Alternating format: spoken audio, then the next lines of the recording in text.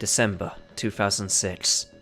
Kazuma Kiryu became the legendary Yakuza who had ascended to the Tojo clan's 4th chairman and retired the same day. But in the wake of the 10 billion yen incident, the Tojo clan weakened, having lost its most prominent leaders in the turmoil. The Eye of the Omi Alliance, Western Japan's largest Yakuza organization, turned east. To avoid an all-out war, the Tojo clan's 5th chairman, Yukio Terada, told Kiryu of a plan to broker peace with the Omi. However, the Omi Alliance made the first move, assassinating Yukio Terada and turning all-out war between the two factions into a fearsome reality.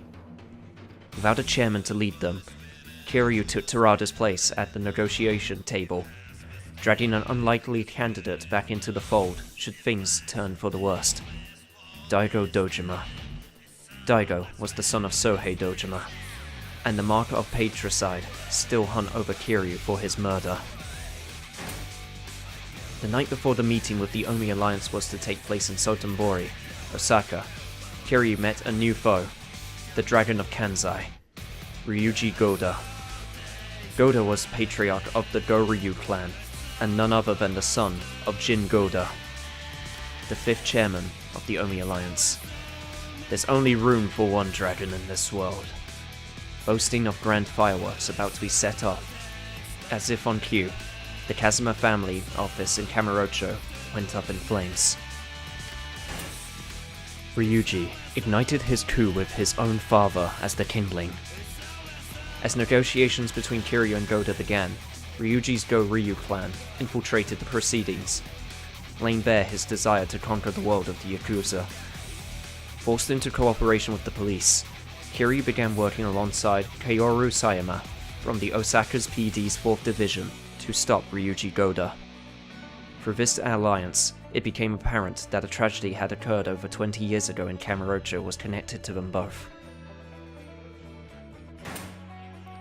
The Jinweon Mafia, a Korean mainland crime syndicate, was all but wiped out in a raid organized by Sohei Dojima in the early 1980s. Under Dojima's orders, it was none other than Shintaro Kazuma, the man who raised Kiryu, who led the raid. But there were survivors, including a very young Ryuji Goda. The survivors of the massacre desired nothing but revenge, and over 20 years later, the opportunity arose in the chance to envelop the Tojo clan in an all-out East versus West war. One of the massacre's survivors was in fact Yukio Terada, who had staged his death in order to set the plot in motion.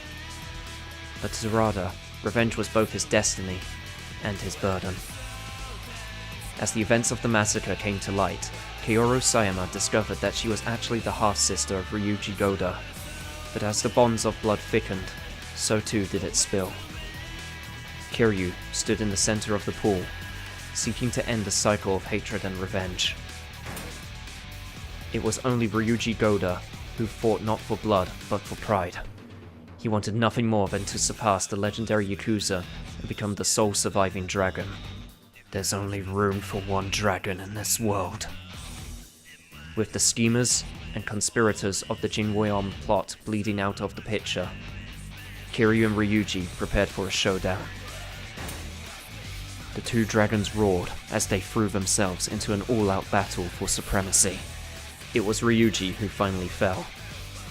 The war of East versus West fell silent as the conflict between two dragons decided its fate.